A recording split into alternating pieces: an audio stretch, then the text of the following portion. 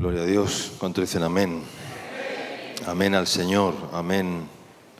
Amén a su palabra, amén a su presencia, amén a su corrección, amén a su exhortación, amén a todo lo que viene de Dios, porque lo que viene de Dios es bueno, amén. ¿Es bueno Dios? Y aun cuando Dios envía algo que no nos parece bueno, déjame decirte que Dios está haciendo bien, amén. Porque Dios no puede hacer mal. Y si hace mal, ese mal es para que se convierta en bien al final, porque ese es el propósito de Dios. Muchos olvidan la doble vertiente o las dos caras del mensaje de Dios. La moneda tiene siempre dos lados, amén. Tiene dos caras. Y el Evangelio de Cristo y el mensaje de Cristo, el mensaje de Dios, tiene también dos caras, salvación y condenación. No hay nada más que eso. No hay otro tipo de salvación y condenación. Y se puede confundir el verdadero evangelio al caer en un sentido del buenismo. El buenismo es no debemos olvidar que predicar a Cristo y predicar el evangelio es ofrecer salvación y es ofrecer condenación. Cuando predicamos la palabra de Dios, esa palabra es un mensaje, para unos es de salvación, para otros es de condenación.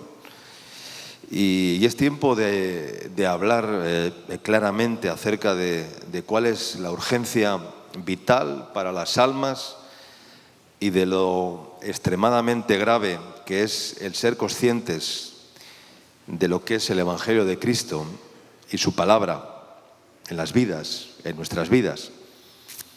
Porque dice la Biblia que mejor le hubiera sido no haber conocido, ¿verdad? Que después de haber conocido, ¿qué? Volverse al vómito, como la puerca lavada, que vuelve al vómito, o como el perro dice que vuelve a su vómito, o como la puerca lavada que vuelve a su propio fango, ¿verdad? Después de estar lavada, imagínate una cerdita lavada, bien lavadita, y otra vez se vuelve a revolcar en el fango. O el perro que vuelve a su propio vómito. Qué desagradable, ¿verdad? Qué feo. Pues así es el Evangelio de Cristo para nuestras vidas. Y creo que en los últimos tiempos, si algo va a crecer, es la apostasía y vidas que no realmente no han asimilado la seriedad que tiene el ser parte de esta visión. Y por eso dice la Biblia, mejor no haber conocido, porque si no has conocido, pues quiere decir que como eras, aunque no hay esa ignorancia, ¿no? Porque todo ser humano, le hayan predicado o no el Evangelio, tiene una necesidad espiritual en su vida y un vacío. Entonces, hermanos, hay que tener una conciencia claramente sensible con respecto a la importancia que debe tener el Evangelio en nuestras vidas, la palabra de Dios en nuestras vidas y el Señor propiamente en nuestras vidas. Una de las frustraciones más grandes que a veces nos encontramos cuando predicamos la palabra es ver la respuesta de aquellos que escuchan. Y por lo tanto tenemos que tratar de superar a veces esa enemistad que se puede producir, ¿no? O que se genera cuando compartimos el Evangelio y no vemos respuesta, ¿no? Yo a veces le he tenido que pedir perdón a Dios por porque en esa ira santa me ha entrado cierta,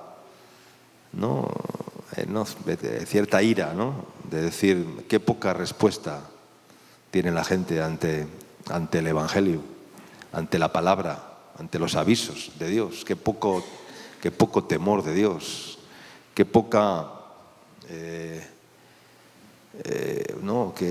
qué poca respuesta tienen las personas con respecto a Dios y qué falta de claridad y de evidencia en cuanto a lo que Dios nos dice o nos avisa, ¿no?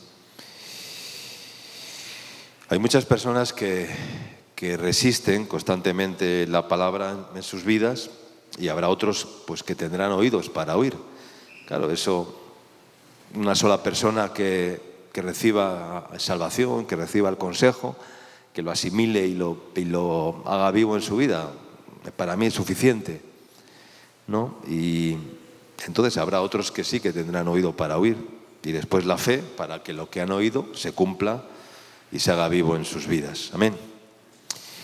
Pero en términos generales hay una resistencia en los corazones muy atenuada y hay una dureza de corazón también muy desarrollada en los corazones. Hay una capa dura, hay un sebo, hay una grasa en el corazón y cuando el corazón se llena de grasa hay un peligro, ¿verdad? En términos de salud, cuando el corazón se hace graso, cuando el hígado se hace graso, hay una cirrosis hepática. Cuando el corazón tiene demasiada grasa por exceso de comidas inapropiadas, suben los índices de colesterol y de todas esas cosas, y es grave. Y espiritualmente es igual, cuando el corazón se engrosa, quiere decir que ya la palabra de Dios ya no produce ningún efecto. Y eso es trágico en una vida. Esa vida está en un serio peligro de ser conducido a la muerte segunda, ¿no? que es la muerte espiritual, que es más grave que la muerte física, porque morir físicamente al fin y al cabo, pero hay de aquellos que mueren espiritualmente después de haber tenido la vida. Amén. Eso es muy peligroso. Dice Eclesiastés capítulo 3, versículo 1 al 3. Hace tiempo que vengo reflexionando en estos versos. Dice: todo tiene su tiempo y todo lo que se quiere debajo del cielo tiene su hora, tiempo de nacer y tiempo de morir, tiempo de plantar y tiempo de arrancar lo plantado, tiempo de matar y tiempo de curar, tiempo de destruir y tiempo de edificar. Vamos a orar. Amado Padre, bendice tu palabra en esta mañana, Señor, y háblanos, Señor, habla a este pueblo, Señor. Este pueblo, Señor, que a veces, Señor, con los labios te honramos, Señor, con la boca te confesamos y te proclamamos creyendo que tú eres bueno y caemos en ese buenismo de pensar o de creer que solo tú eres un Dios bueno, Señor. Y a veces tú, Señor, eres mucho más serio de lo que nosotros pensamos, oh Padre.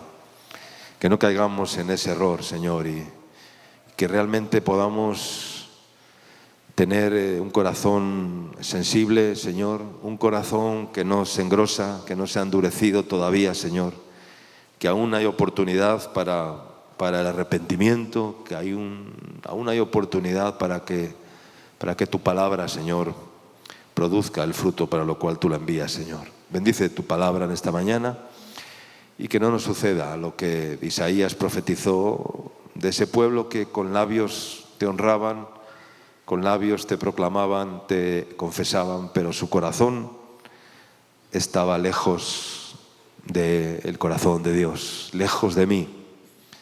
Y su temor de Dios, decía el profeta, no es más que un mandamiento de hombres que les ha sido enseñado.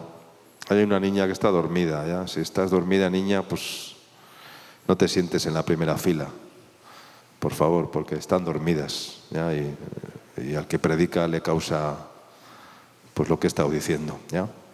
Si no han dormido bien por la noche, pues que se vayan a descansar. Señor, bendice tu palabra esta mañana, en el nombre de Jesús. Amén. Tiempo de destruir y tiempo de edificar. ¿Y por qué esta palabra? Pues porque sin demolición no puede haber una buena edificación. ¿Cuánto dicen amén? El apóstol Pablo nos dice en su palabra que estamos persuadidos de esto, que el que comenzó en vosotros, dice, la buena obra, la terminará hasta el día de Jesucristo. ¿Cuántos lo creen? Y estoy de acuerdo, el Señor quiere terminar la obra en nosotros, pero eso solo ocurrirá cuando experimentemos en nuestras vidas la demolición de aquello que no está bien construido, que no está bien edificado, que no está bien cimentado y que tiene que ser destruido para poder edificar correctamente. Porque si hemos edificado de una forma incorrecta, tarde o temprano esa edificación va a fracasar. Porque toda planta que mi padre no plantó, dice la Biblia, será desarraigada, será quitada. Todo edificio que mi padre no levantó será destruido. Y toda vida que no ha sido edificada pues con principios correctos, con materiales nobles, con materiales correctos, esa vida tarde o temprano va a caer, va a fracasar.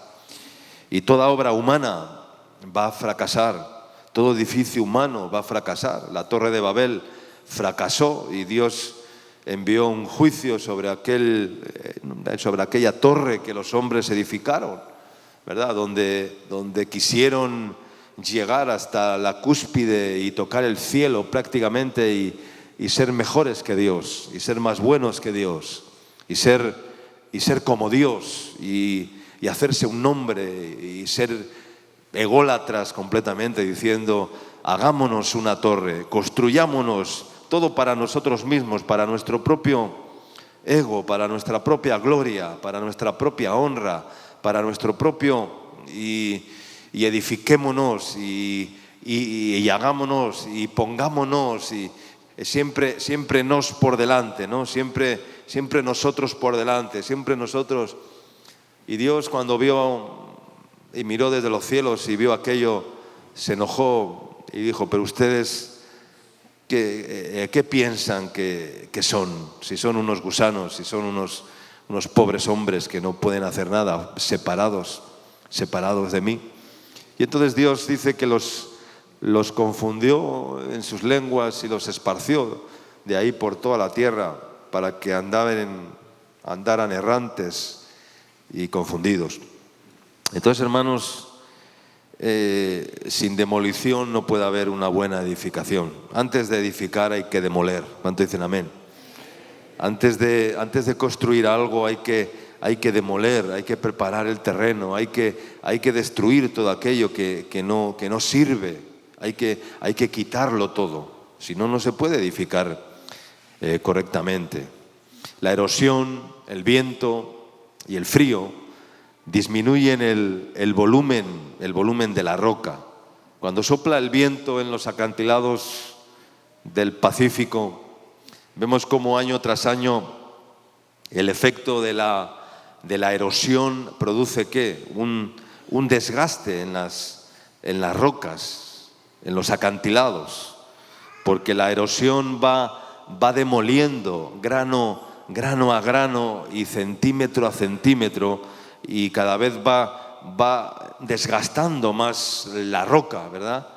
Y le quita las aristas, le quita las zonas puntiagudas, le va desgastando grano a grano. Es un desgaste continuado, fruto de la erosión, fruto del viento, fruto de la lluvia, fruto de los cambios climáticos, fruto de las mareas, de los mares, y va arañando y arañando y arañando y desgastando la roca. No se ve aparentemente, no se aprecia ese desgaste, pero es un trabajo continuado, ¿ya? Y así es el plan de Dios en nuestras vidas, desconstruyéndonos de todo aquello que está impidiendo el obrar de Dios en nuestras vidas. Amén.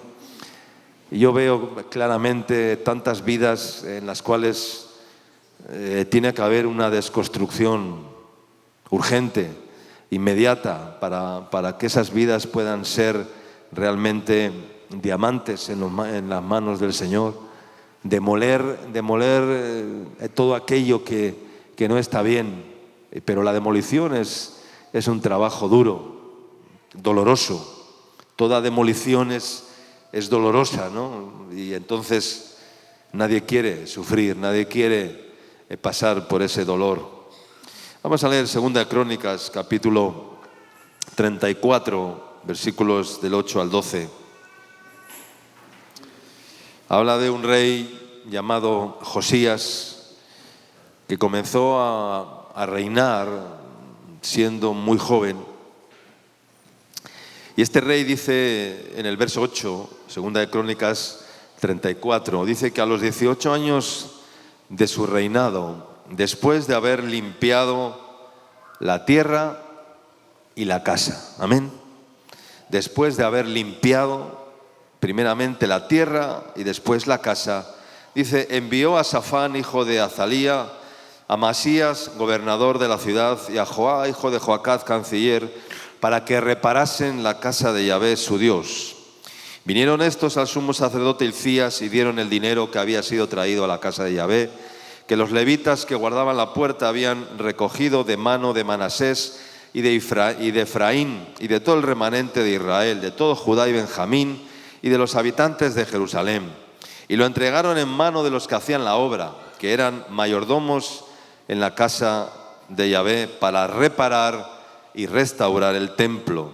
Daban asimismo a los carpinteros y canteros para que comprasen piedras de cantería y madera para los armazones y para la entabladura de los edificios que habían destruido los reyes de Judá. Y estos hombres procedían con fidelidad en la obra. Y eran sus mayordomos Jaat y Abdías, levitas de los hijos de Merari, y Zacarías y Mesulán de los hijos de Coat, para que activasen la obra. Y de los levitas, todos los entendidos en instrumentos de música. También velaban sobre los cargadores y eran mayordomos de los que se ocupaban en cualquier clase de obra. Y de los levitas había escribas, gobernadores y porteros. Que el Señor bendiga su palabra. Amén. Este texto nos habla de un reinado, de un rey que comienza a reparar, dice la casa del Señor, que tenía que ser reparada seguramente porque había áreas del templo, áreas de la ciudad, áreas que estaban destruidas, tal vez los muros, tal vez las puertas, tal vez los edificios. Había un trabajo de reparación que hacer. Y dice que a los 18 años de su reinado, después de haber limpiado la tierra, amén, y después de haber limpiado la casa, habla de dos cosas, primeramente la tierra y después la casa. Antes de comenzar la restauración y la reparación del templo, el rey Josías lo primero que hace es limpiar la tierra y la casa, por este orden. Primero la tierra y después la casa. ¿Y por qué? Porque no podemos edificar si la tierra y la casa no está limpia. Ahí no va a brotar, ahí no va a fluir nada. Hay personas en las cuales no fluye la obra de Dios en sus vidas porque aún no han sido removidos en sus cimientos, no han sido demolidos sus argumentos y por lo tanto no puede fluir una buena edificación. Lo que hacen son simplemente poner un ladrillo aquí, un ladrillo allá, pero todo desordenadamente. No hay un edificio levantado. Y tú y yo somos somos templos, dice la Escritura, y Dios quiere levantar en nosotros un edificio de piedras vivas. Y como piedras vivas sed edificados, dice la Escritura, como real sacerdocio, como casa santa, como para ofrecer sacrificios aceptables a Dios por medio de Jesucristo, dice la Escritura. Pero para eso la tierra y la casa tiene que estar limpia. ¿Limpia de qué? Pues limpia de toda mancha, limpia de toda culpa, limpia de toda condenación, limpia de toda raíz de amargura, de toda raíz pecaminosa, de todo. Y hay, hermanos, tantas raíces en las vidas que no han sido sanadas, que no han sido puestas a la luz de Cristo, a la luz del Evangelio, y esas raíces impiden que las vidas realmente sean reedificadas y sean levantadas. Y la santificación es un proceso, pero hemos sido llamados a ser santos. Y no es algo que suceda de repente, es un proceso, pero antes todo debe haber esa limpieza. Hay que desear la santidad, hay que amar la santidad, porque el que no ama la santidad nunca hará nada por ser cada día más santo y más puro delante de Dios. Escuchaba esta mañana algo que me llamó la atención en un hermano predicando y decía: mira, pasados ya tantos años en mi ministerio, lo que ahora yo quiero hacer, he hecho ya muchas cosas, he llegado muy lejos y he alcanzado muchos desafíos, he alcanzado éxitos en el ministerio, pero ya son muchos años y si algo más me preocupa en esta época o en esta etapa de mi vida es ser cada día más puro y ser cada día más justo. ¿Cuánto dicen amén? Más puro y más justo, más santo y practicar la justicia, porque si vuestra justicia, dice la Escritura, no fuese mayor que la de los escribas y la de los fariseos, dice la palabra que no entraréis en el reino de los cielos. Si vuestra justicia no fuese mayor que la de los escribas, que la de los religiosos, que la de... Claro, ellos ¿cuál era su justicia? Pues era hablar de la ley, pero sin practicar la ley. Para ellos la ley quedaba muy lejos y para ellos ataban pesadas cargas que ellos mismos no podían llevar, ¿ya? Entonces, eso era lo que hacían. Entonces, Jesús les dice: si vuestra justicia no es mayor que la de ellos, olvidaros, no entraréis en el reino de los cielos. Ser puros y ser justos, hermanos, es un trabajo que requiere un gran sacrificio, una integridad, yo diría, impecable, irreprensible.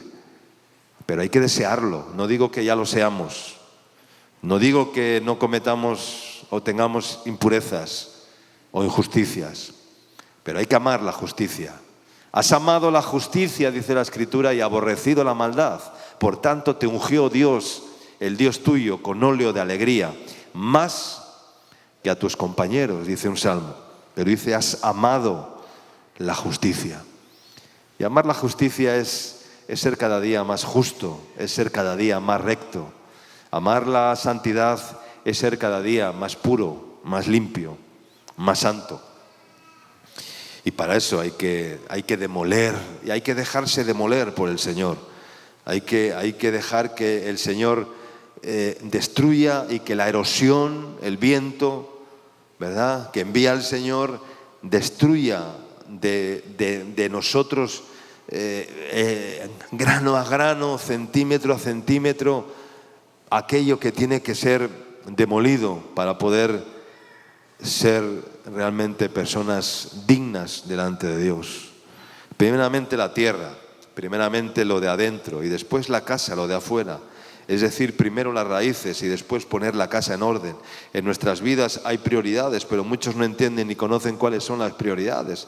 Después viene la reedificación de la casa, la reestructuración de la casa, la reestructuración de tu vida y de mi vida. Y como vemos en el texto, es necesario pues manejar recursos, bienes que Dios pone en nuestras manos para que lo hagamos, dice, con fidelidad.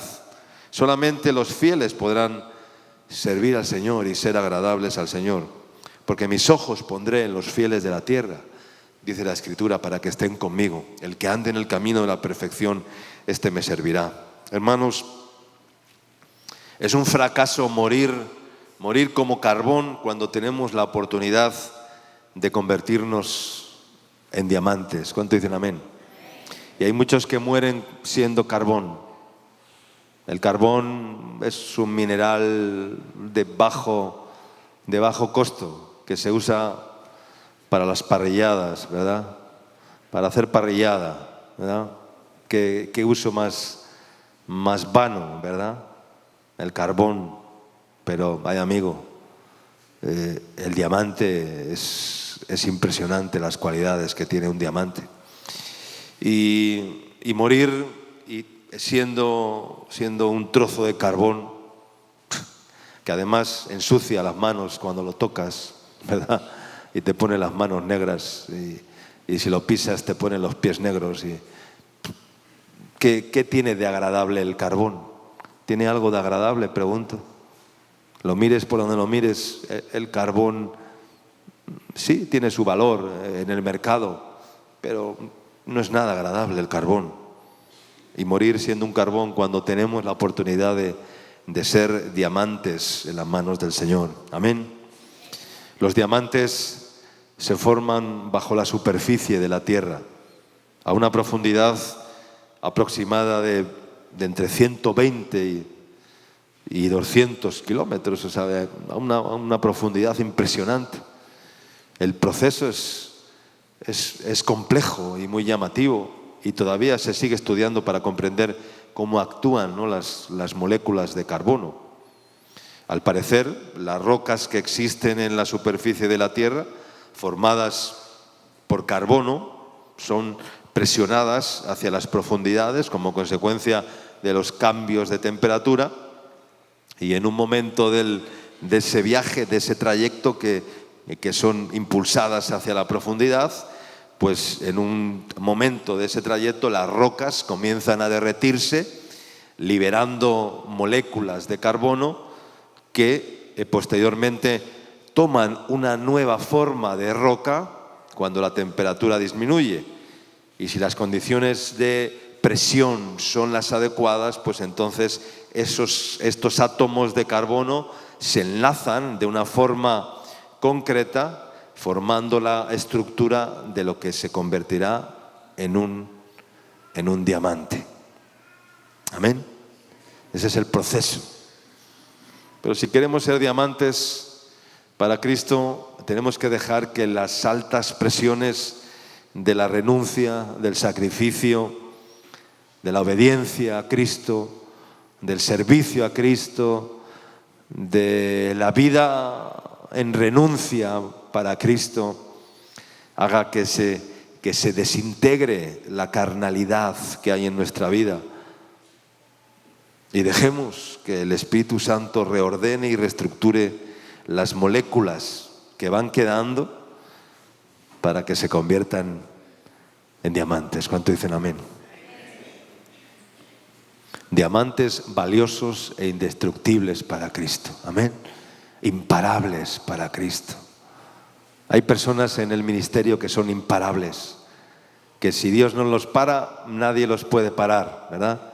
Y eso es hermoso. Discípulos imparables en el Señor, que nadie los puede parar, que ningún proceso, que ninguna prueba, que ninguna aflicción les para y les detiene en el crecimiento, en el servicio, en la renuncia, en la vida, y eso es admirable, pero es porque han pasado un proceso en sus vidas de demolición y han pasado de ser carbón, ¿verdad? Se han desintegrado para convertirse en diamantes.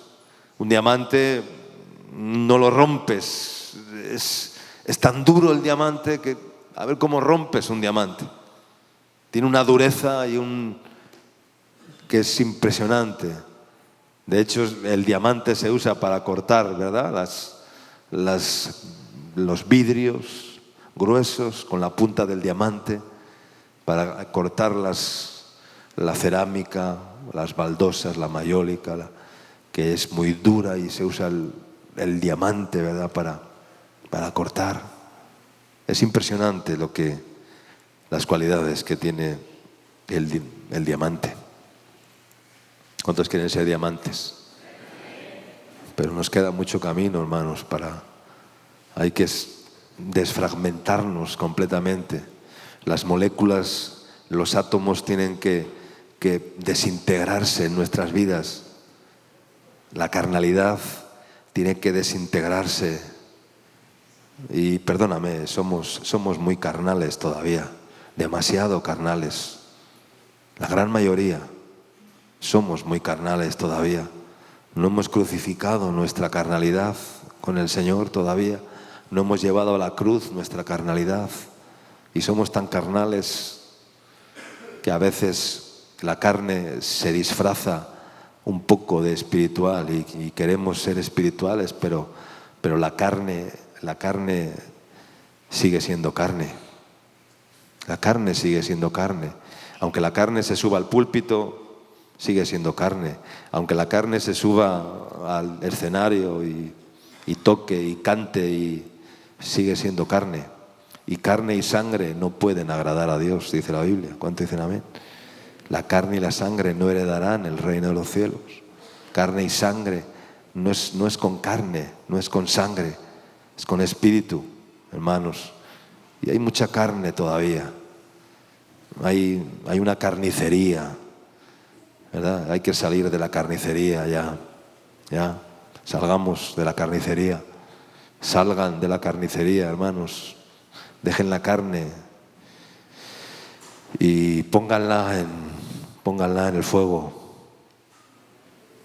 Pónganla en el fuego de Dios para que se consuma, para que se desintegre todo aquello. Si no, seguiremos siendo carne y nos moriremos como carbones, pero no como carbones encendidos, no como carbones ahí muertos, sin vida. Lucas capítulo 14, versículos 28 al 33. Dice, porque ¿quién de vosotros, queriendo edificar una torre, no se sienta primero y calcula los gastos? A ver si tiene lo que necesita para acabarla. No sea que después que haya puesto el cimiento y no pueda acabarla, todos los que la vean comiencen a hacer burla de él, diciendo, este hombre comenzó a edificar y no pudo acabar. ¿O qué rey al marchar a la guerra contra otro rey no se sienta primero y considera si puede hacer frente con 10.000 al que viene contra él con 20.000? Y si no puede, cuando el otro está todavía lejos, le envía una embajada y le pide condiciones de paz. Así pues, cualquiera de vosotros que no renuncia a todo lo que posee, no puede ser mi discípulo. ¿Quién de vosotros, queriendo edificar una torre, no se sienta primero a calcular los gastos, a ver si tiene lo que necesita para acabarla?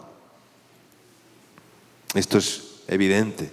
No sea que después que haya puesto el cimiento, y el cimiento lo pone Cristo es el cimiento, Él pone la fe, y cuando la fe opera, entonces y entonces viene el Señor y sobre la fe edifica y construye.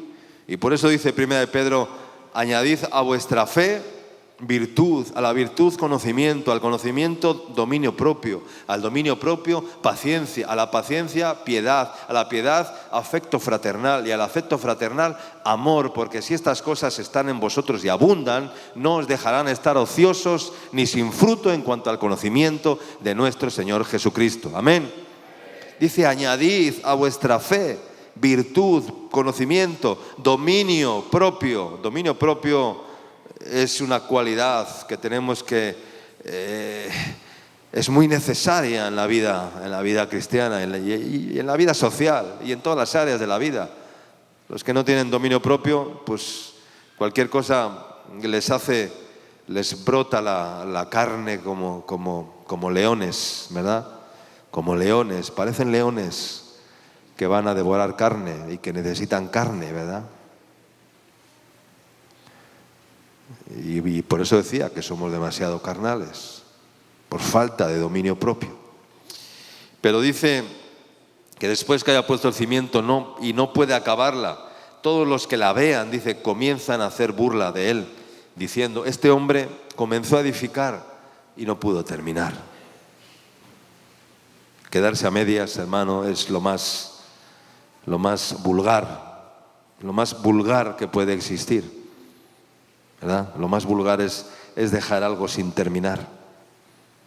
Dejar algo sin terminar. A mí no me gusta dejar nada inconcluso, ¿ya? El Señor me ha enseñado a terminar las cosas, a no dejar las cosas. Y a veces veo como en la obra, en la comunidad, hay muchas personas que hacen las cosas a medias, dejan las cosas a medias, dejan las cosas inconclusas, dejan las cosas ahí. Eso es vulgar, hermanos. Dios no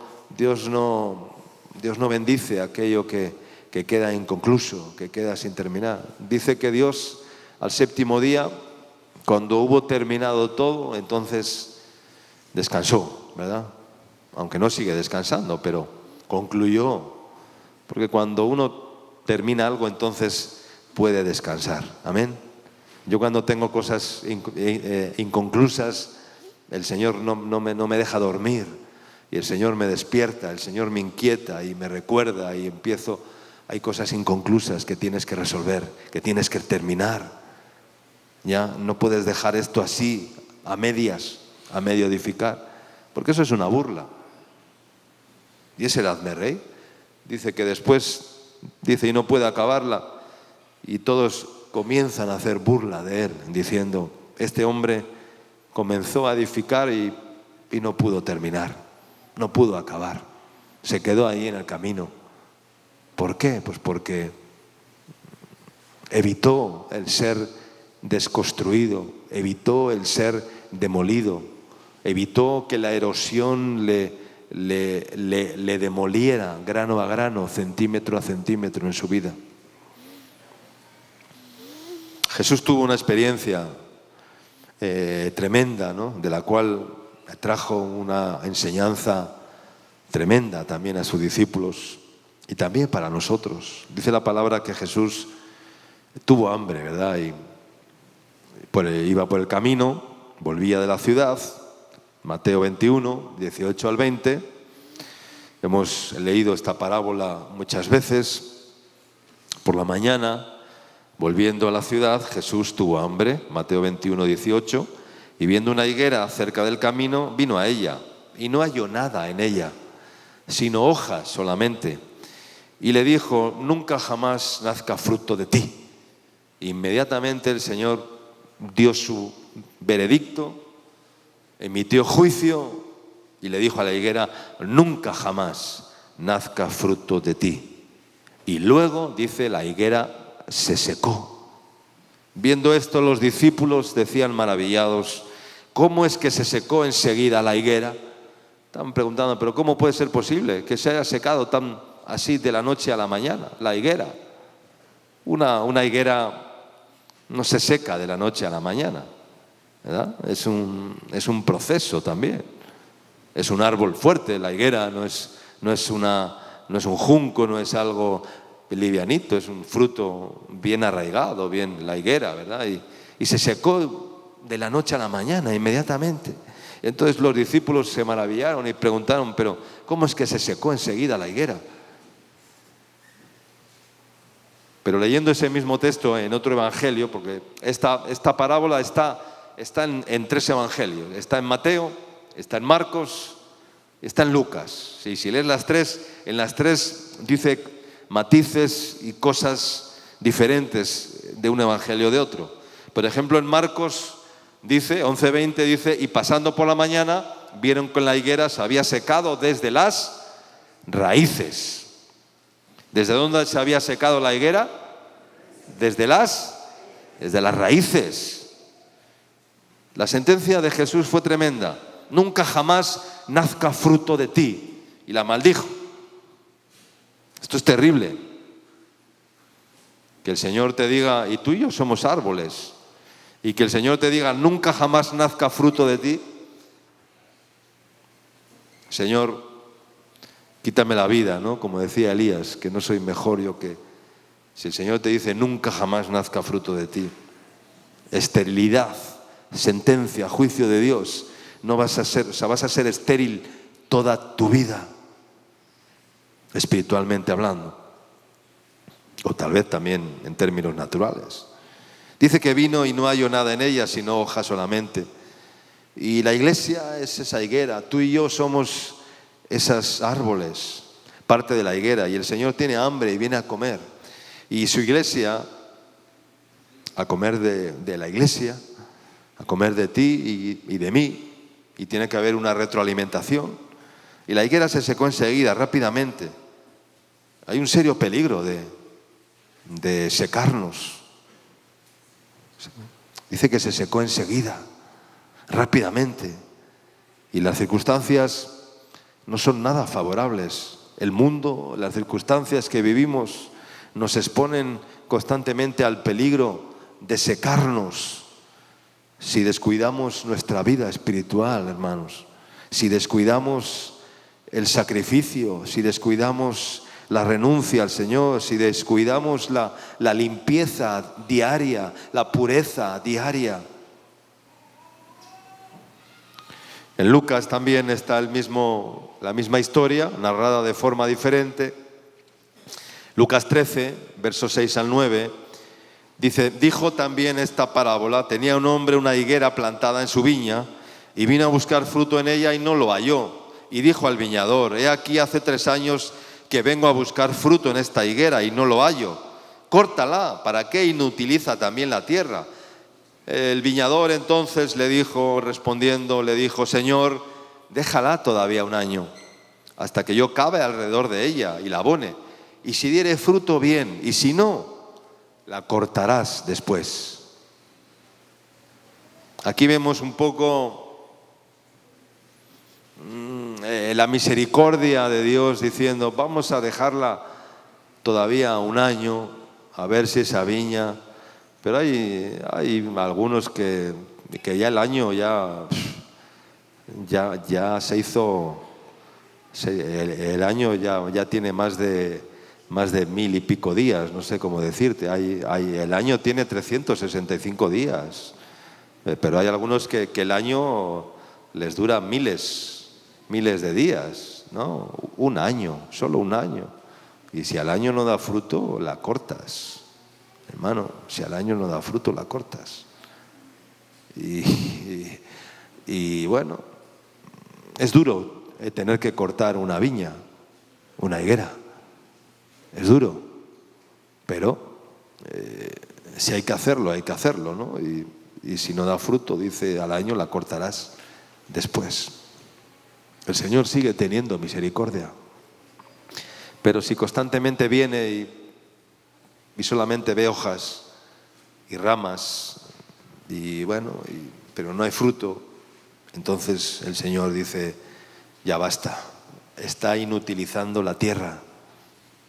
Está inutilizando la tierra, está malgastando la tierra, está echando a perder, está despreciando lo que yo le estoy dando. Mi palabra, mis consejos, mis instrucciones, mi dirección, mi consejo, mi exhortación, mi corrección. Y el que menosprecia la corrección dice que menosprecia su alma. El que menosprecia la corrección menosprecia su alma. Es decir, no le importa para nada su alma. Y si no te importa para nada tu alma, quiere decir que no te importa para nada tu vida. Aunque tú no lo creas ni lo pienses. Y tú dices, a mí mi vida me importa mucho, pastor. Sí, tu vida natural, tu vida carnal, pero ¿y tu alma? Está hablando de tu alma. El que menosprecia la corrección, menosprecia su alma, menosprecia su vida. No le importa su vida. Sí le importa la vida loca, vive la vida loca, vive la vida bien, ya, esa vida sí, pero de la otra vida no me hables. Ya pensaré acerca de la otra vida cuando tenga tiempo, ¿verdad? Había un esquí de teatro que hacíamos en las campañas evangelísticas y era un joven y había una voz por detrás, decía: Juan, no, es que soy joven, tengo 20 años, y luego con 30 aparece 40 y 50 y le hablaban del Señor y nada, y decía: no, cuando ya aparece con su cachava y con su bastón ahí, que ya no podía caminar, ¿no? Entonces, hermanos, cuida tu alma, porque el Señor viene a buscar tu alma, no viene a buscar tu cuerpo, viene a buscar tu alma. Y el alma o se salva o se condena, salvación o condenación. Hoy he puesto delante de ti, dice la Escritura, la vida o la muerte, dice Deuteronomio. La vida o la muerte. La palabra de Dios es para vida o es para muerte. La roca es para salvación o es para condenación. Hay algunos que caen sobre la roca, ¿verdad? Quebrantados, desfragmentados, caemos sobre la roca. Pero amigo, si la roca cae sobre ti, la roca te puede aplastar y te puede matar y te puede hacer morir, ¿verdad? Que no caiga la roca sobre ti, sino que tú caigas rendido sobre la roca. Amén. Estamos hablando de las raíces que se habían secado. Se secó desde sus raíces y por eso, ¿no?, dice la explicación allá en Marcos. Dice Oseas capítulo 9, versículo 16, unos versículos más. El libro profético de Oseas es un lindo libro profético. Y dice en el capítulo 9, dice el verso 16 del capítulo 9, dice: Efraín fue herido, su raíz está seca, no dará más fruto, aunque engendren, yo mataré lo deseable de su vientre. Efraín fue herido y como consecuencia, dice, su raíz está seca. Cuando la raíz está seca, cuando las raíces están secas, el árbol no puede dar ningún fruto. Y por lo tanto dice que no dará más fruto, porque las raíces secas están estorbando, están impidiendo que el árbol dé fruto, hermano. Y es tiempo de cortar raíces que no están absorbiendo el agua de la tierra que viene de Dios, de la palabra de Dios, del alimento de Dios. Y esas raíces que no absorben lo que viene de Dios tienden a secarse y las raíces se quedan secas. Y cuando la raíz se seca, el tronco se seca, el árbol se seca y entonces no sirve más para nada, sino para meterle el hacha. Y el hacha ya está puesta, dice, ¿sobre dónde está puesta el hacha? Sobre el tronco, sobre la raíz de los árboles. El hacha ya está puesta sobre la raíz de los árboles, porque todo árbol que no da buen fruto, dice, será cortado y echado en el fuego. Pero el hacha está puesta sobre la raíz. Qué peligro en las vidas cuando hay raíces que están secas, que no han sido regadas, que no han sido alimentadas, que no han sido cortadas, porque la raíz seca tiene que ser cortada, que no ha sido tratada para que esa raíz seca vuelva a rebrotar. En el capítulo anterior de Oseas, en el capítulo 8, versos 9 al 13, dice: porque ellos subieron a Asiria, verso 9 del capítulo 8, dice: como asno montés para sí solo. Efraín, dice, con salario. Vamos a ver por qué se secó Efraín, por qué sus raíces estaban secas. Dice: Efraín con salario alquiló amantes, se prostituyó, fue en pos de la prostitución, alquiló amantes. Dice: aunque alquilen entre las naciones, ahora las juntaré y serán afligidos un poco de tiempo por la carga del rey y de los príncipes, porque multiplicó Efraín altares para pecar, tuvo altares para pecar. Imagínate, altares. ¿El altar qué es? ¿Un lugar para qué? ¿Para ofrecer qué? Para ofrecer sacrificios agradables a Dios.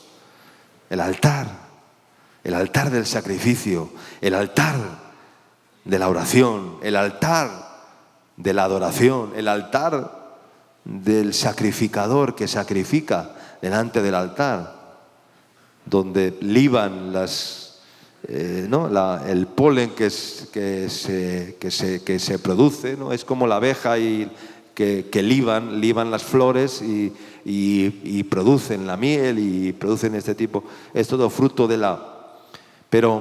Y el Señor viene a libar esos altares que tú y yo levantamos. Pero cuando levantamos altares, pero dice que Efraín multiplicó sus altares. ¿Pero para qué? Altares para pecar, altares para ofender a Dios, ¿verdad? Lugares altos para ofender a Dios. Dice, les escribí las grandezas de mi ley y fueron tenidas por cosa extraña. Les escribí en las tablas de sus corazones las grandezas de mi ley, dice el Señor. El Señor está escribiendo, hermanos, en sus vidas las grandezas de su ley. ¿Pero para qué? ¿Para que las tengas por cosa extraña? Dice que las tuvieron por cosa extraña, es decir, no le dieron importancia, le dijeron, ¿esto qué es?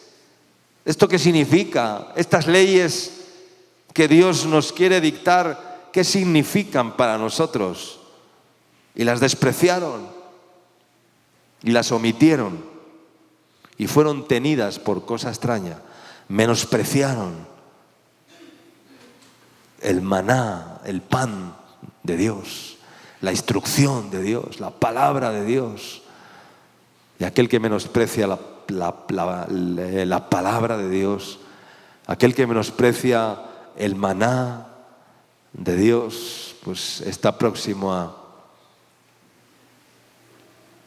morir espiritualmente. En los sacrificios de mis ofrendas sacrificaron carne y comieron y no los quiso el Señor. Ahora se acordará de su iniquidad y castigará su pecado. Ellos volverán ¿a dónde? Volverán a Egipto, al mundo. La puerca lavada vuelve a su fango y el perro a su propio vómito. Porque multiplicó Efraín altares para pecar. Ciertamente el nombre de Efraín significa Dios me hizo fructificar en la tierra de mi aflicción.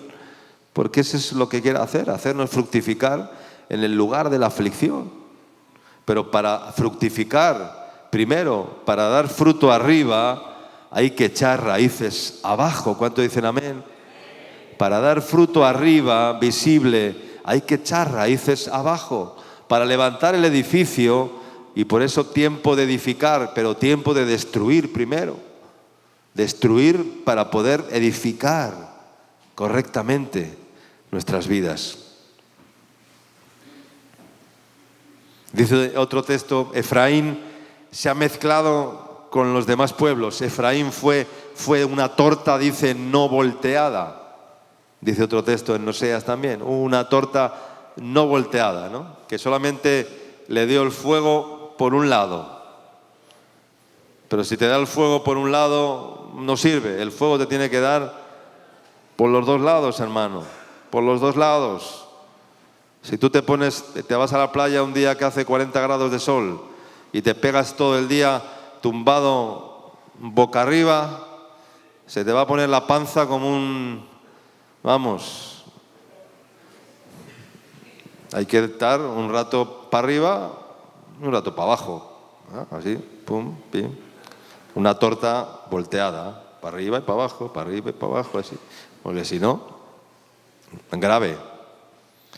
Pues dice que Efraín fue una torta no volteada, solo de un lado. No, Señor, solamente por este lado, ¿ya? Este otro lado ni me toques, ¿ya?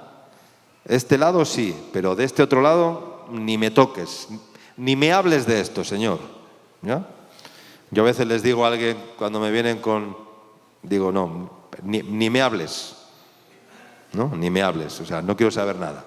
Pues hay algunos que son torta no volteada y que solo van al Señor por un lado, pero por el otro lado ni me hables, ni me toques, o sea, nada, no quiero saber nada, solamente por este ladito, ¿ya? Por aquí no más, Señor, hasta aquí no más, ¿ya? Hasta aquí no más. Ahí. Torta no volteada. La torta tiene que, para que una torta sea bien, tiene que ser por los dos lados, ¿verdad? Y bien horneada, bien metida en el horno por los dos lados. Echar raíces abajo para dar fruto arriba, porque es la raíz la que sujeta al tronco del árbol, no es el tronco el que sujeta las raíces. Y la gloria del árbol está en el fruto y en las ramas fuertes, que a su vez son las que soportan el peso del fruto.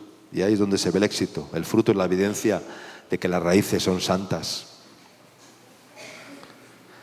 de que las raíces no están secas, de que la tierra está limpia, de que las raíces están absorbiendo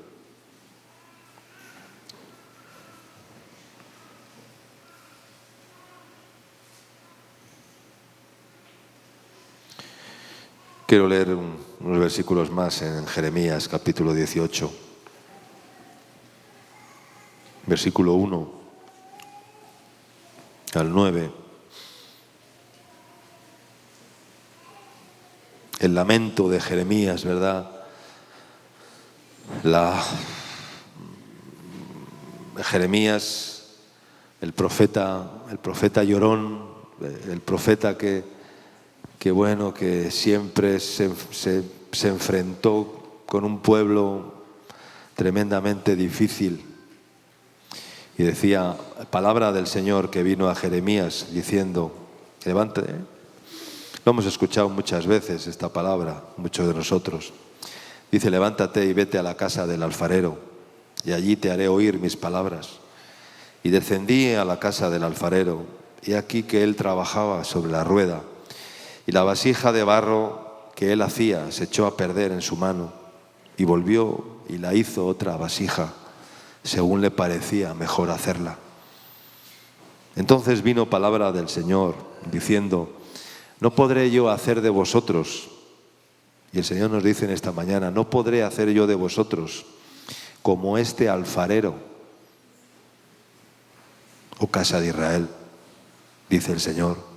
He aquí que como el barro en la mano del alfarero, así sois vosotros, o así deberíamos ser nosotros en su mano, oh casa de Israel.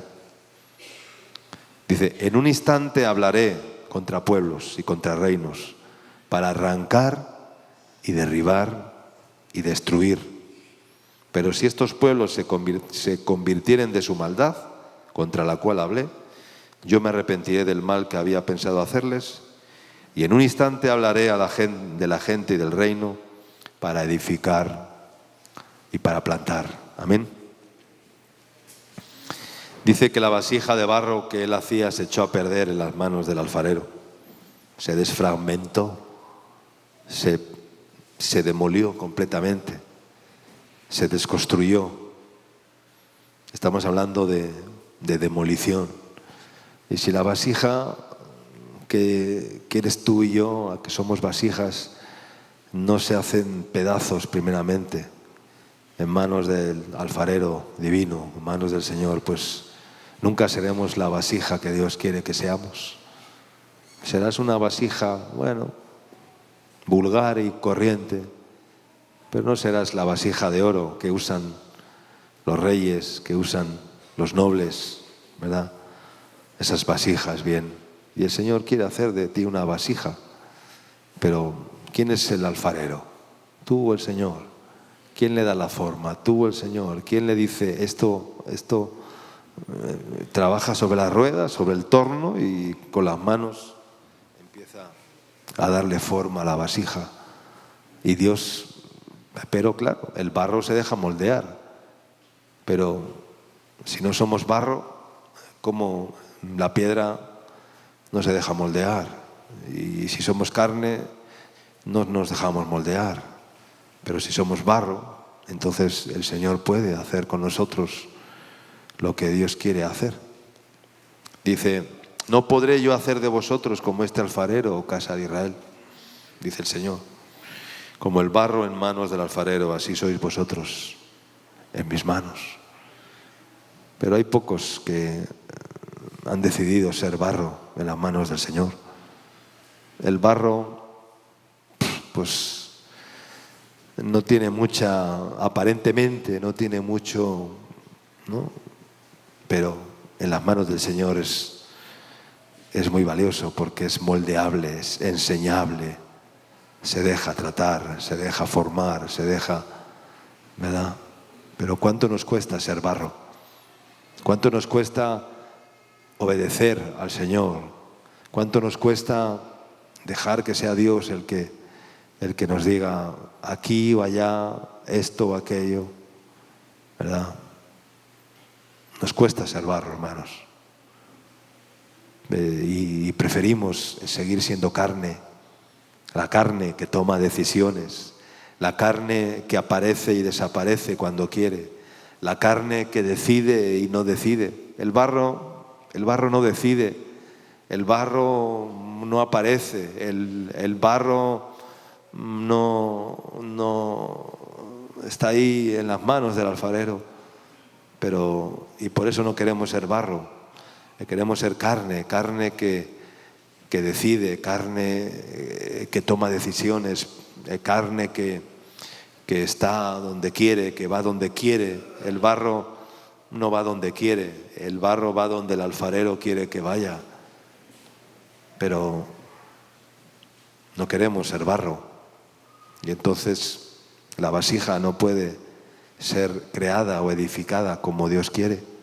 Y por eso hay tantas vasijas deformes, hay tantas vasijas con grietas, rotas, que no retienen el agua de vida, que no retienen el aceite, que no retienen la presencia de Dios en sus vidas, porque tienen fisuras, porque no han sido bien formadas en el horno a una temperatura adecuada. Para que la vasija de barro no se rompa y sea consistente, tiene que tener un proceso en el horno, ¿verdad? En la cocción, el tiempo de cocción, el tiempo de, ¿verdad? Pero huimos constantemente de eso. Y queremos ser vasijas silvestres, asnos monteses, vasijas silvestres en vez de vasijas en las manos del Señor.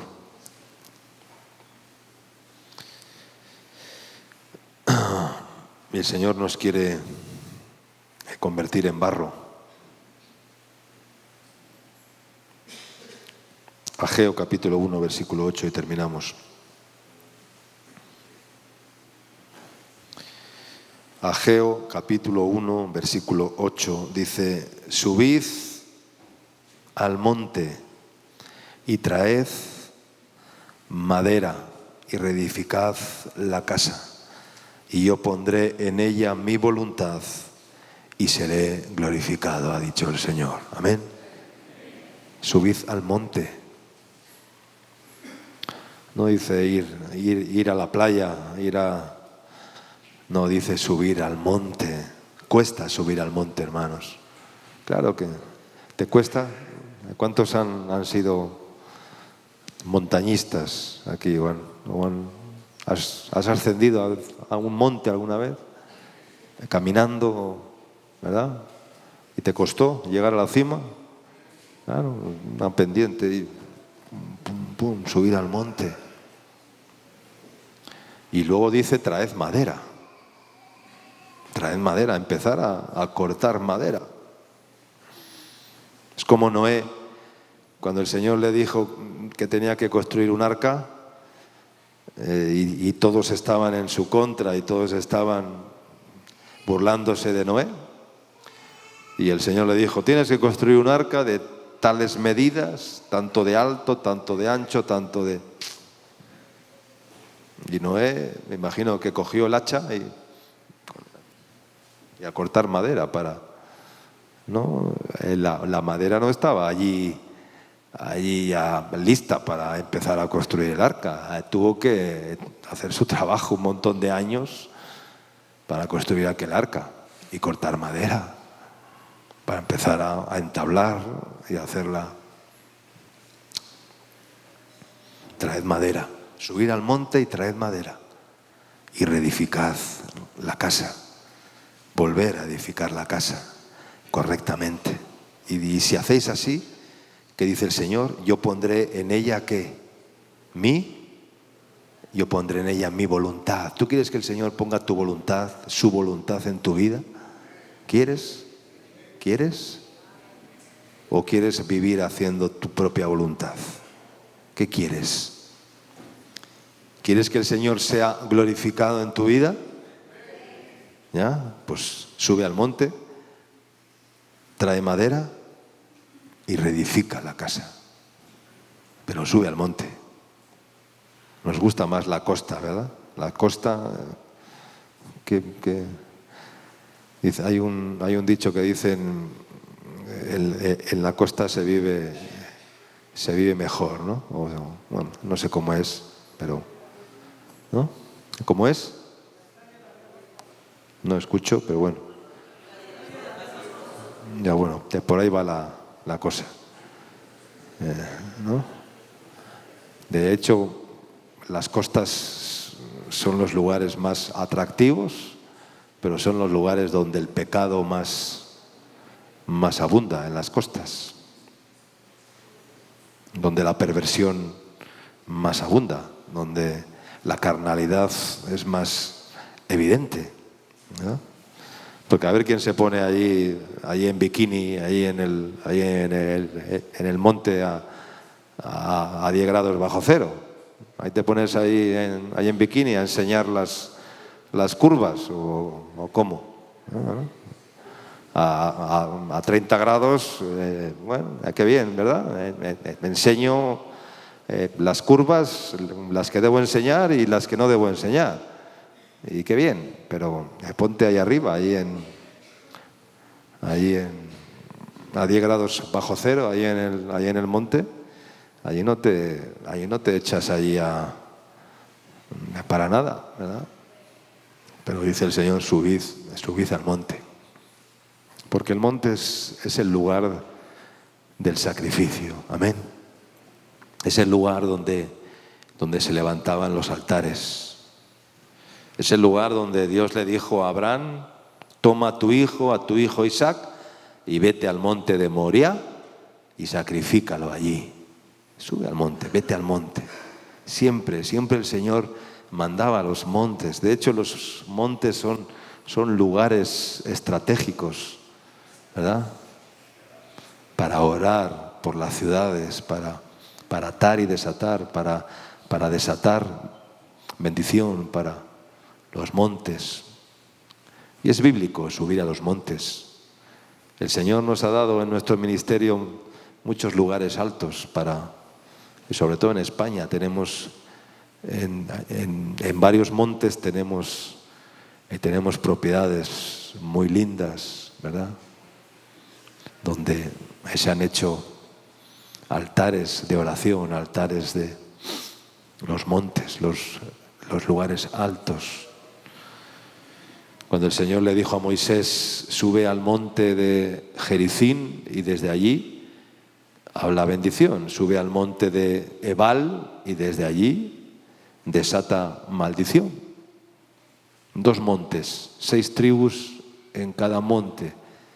Y sobre un monte habla bendición, sobre el otro monte, el monte seco, el monte Ebal, que es el monte Ebal, quiere decir seco, pelado, estéril, un monte sin vegetación, sin vida, y desde allí declara maldición, le dijo el Señor. Y sube al monte Gerizim y desde allí desata la bendición sobre las otras tribus.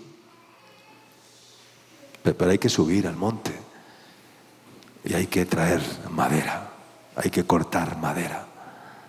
Primeramente, la madera de nuestra vida, porque la madera siempre representa la humanidad, lo humano, lo carnal, lo humano que tiene que ser cortado, la madera, lo humano.